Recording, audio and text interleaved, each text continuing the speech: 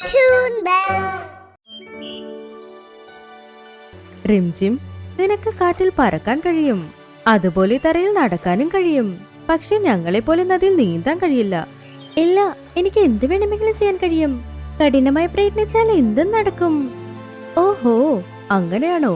നിന്റെ കഠിന പ്രയത്നത്തിൽ അത്ര വിശ്വാസമുണ്ടെങ്കിൽ വാ, ഞങ്ങളെപ്പോലെ നീന്തി കാണിക്ക്. റിംജിം പറവ താറാവിനൊപ്പം കളിച്ചുകൊണ്ടിരുന്നു. അപ്പോ ഒരു താറാവ് അവളെ കളിയാക്കാൻ തുടങ്ങി. റിംജിം, നിനക്ക് കാറ്റിൽ പറക്കാൻ കഴിയും, അതുപോലെ തറയിൽ നടക്കാനും കഴിയും. പക്ഷെ ഞങ്ങളെപ്പോലെ നദിയിൽ നീന്താൻ കഴിയില്ല. ഇല്ല, എനിക്ക് എന്ത് വേണമെങ്കിലും ചെയ്യാൻ കഴിയും. കഠിനമായി പ്രയത്നിച്ചാൽ എന്തും നടക്കും. ഓഹോ, അങ്ങനെയാണോ? നിന്റെ കഠിന പ്രയത്നത്തിൽ അത്ര വിശ്വാസമുണ്ടെങ്കിൽ വാ, ഞങ്ങളെപ്പോലെ നീന്തി കാണിക്ക്. നീ നോക്കിക്കോ, ഒരു ദിവസം വെള്ളത്തിൽ തീർച്ചയായും ഞാൻ നീന്തി കാണിക്കും. അങ്ങനെ പറഞ്ഞ് റിംജിം അവിടുന്ന് പോയി. അതിനെക്കുറിച്ച് ചിന്തിച്ച് അവൾ വിഷമിച്ച് മരത്തിന്റെ ചില്ലയിലിരിക്കുമ്പോൾ ചുൻമുൻ അവിടേക്ക് വന്നു. റിംജിം, എന്തു പറ്റി നിനക്ക്? എന്താ നീ ഇത്ര വിഷമിച്ചിരിക്കുന്നത്? ഞാൻ എന്താ ചിന്തിക്കുന്നെങ്കിൽ ഈ കാട്ടിലുള്ള ചില പറവകൾക്ക് ഒരുപാട് അഹങ്കാരം കൂടിയല്ലേ. പക്ഷേ നീ ആരെ കുറിച്ചാണ് സംസാരിക്കുന്നത്? ആറ്റിൻകരയിൽ കുറച്ച് താറാവുകളില്ലേ? അതിൽ ജിൽമിൽ എന്നൊരു താറാവില്ലേ? അതിന് എന്നെ നോക്കി ഒരുപാട് കളിയാക്കി. അതെന്തു പറഞ്ഞു? അത് പറഞ്ഞു എനിക്ക് വെള്ളത്തിൽ നീന്താൻ കഴിയില്ലെന്ന്. അപ്പൊ ഞാൻ പറഞ്ഞു കഷ്ടപ്പെട്ട് പ്രയത്നിച്ച എന്ത് വേണമെങ്കിലും ചെയ്യാമെന്ന്. എന്നെങ്കിലും ഒരു ദിവസം ഞാൻ വെള്ളത്തിൽ നീന്തി കാണിക്കുമെന്ന് പറഞ്ഞിട്ട് വന്നു. പക്ഷെ അവൾ എന്തിനാ പറഞ്ഞേ? എന്തെന്ന് നമുക്ക് ആകാശത്ത് പറക്കാൻ കഴിയും, തറയിൽ നടക്കാൻ കഴിയും, നമുക്ക് വെള്ളത്തിൽ നീന്താനേ കഴിയില്ല. നീ പറഞ്ഞിട്ട് വന്നത് തീർച്ചയായും ചെയ്ത് കാണിക്കുക തന്നെ വേണം. അല്ലെങ്കിൽ ഇവിടെ നോക്ക്, അവൾ നമ്മുടെ പക്ഷീനത്തെ വിലവെക്കില്ല. അങ്ങനെയെങ്കിൽ അതിന് നമ്മൾ എന്ത് ചെയ്യണം? എനിക്ക് നന്നായി അറിയാം. ഈ കാട്ടിൽ കൂടുതൽ വേഗതയുള്ളത് ആർക്കെന്ന് ചോദിച്ചാൽ അത് കൊക്ക് മാത്രമാണ്. നമുക്ക് അതിനോട് ചെന്ന് സഹായം ചോദിക്കാം. അദ്ദേഹം തീർച്ചയായും നമ്മളെ സഹായിക്കും. പക്ഷെ കൊക്ക് ഇപ്പോ എവിടെ കിട്ടും? എനിക്കറിയാം. നീ മിണ്ടാതെ എന്റെ ഒപ്പം ഒരു സ്ഥലത്തേക്ക് വാ. തീർച്ചയായും കൊക്ക് നമുക്ക് എന്തെങ്കിലും ഒരു ഐഡിയ തീർച്ചയായും തരും. റിംജിം ചുൻമുനിന്റെ ഒപ്പം ആ കൊക്കിനെ കാണാനായി വന്നു.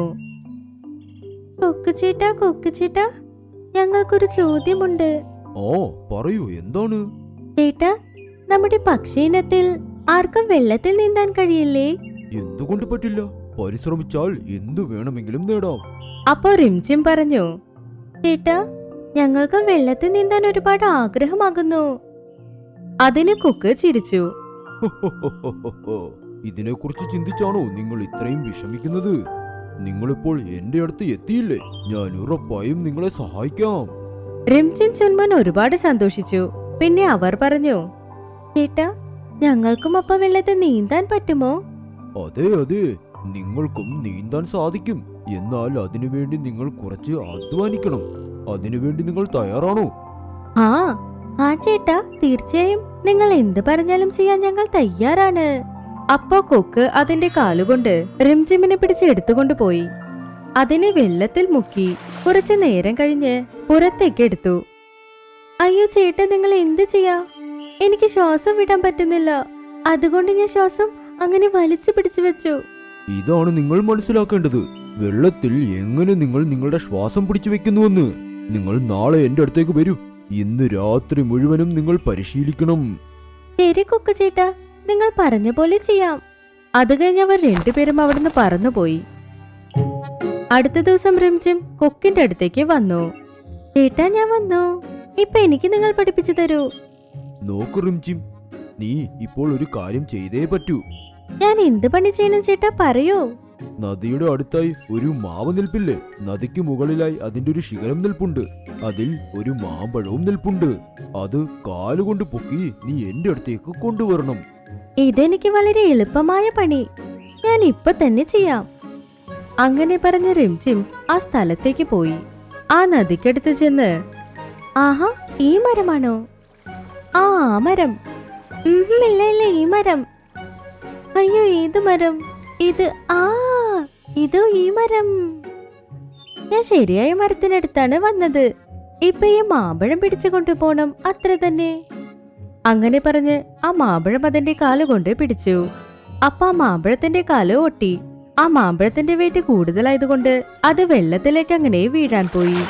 അതോടൊപ്പം ഇപ്പൊ റിംജിമും വെള്ളത്തിനകത്തേക്ക് പോയി. അവൾ വെള്ളത്തിന്റെ ആഴത്തിലേക്ക് തന്നെ ചെന്നു. അത് വെള്ളത്തിനുള്ളിൽ പോയി തന്റെ ശ്വാസം പിടിച്ചു വെച്ച് ഒരുപാട് കഷ്ടപ്പെട്ട് ചിറക് ആട്ടിയാട്ടി ഒരുപാട് കഷ്ടപ്പെട്ട് കുറച്ചു സമയത്തിൽ മുകളിൽ വന്നു. അതങ്ങനെ മുകളിൽ വന്നതും കൊക്ക് അതിന്റെ കാലുകൊണ്ട് പിടിച്ചതിനെ പുറത്തേക്ക് കൊണ്ടുവന്നു. അത് കഴിഞ്ഞ് കാലും അത് മാമ്പഴവും വേർതിരിച്ചെടുത്തു.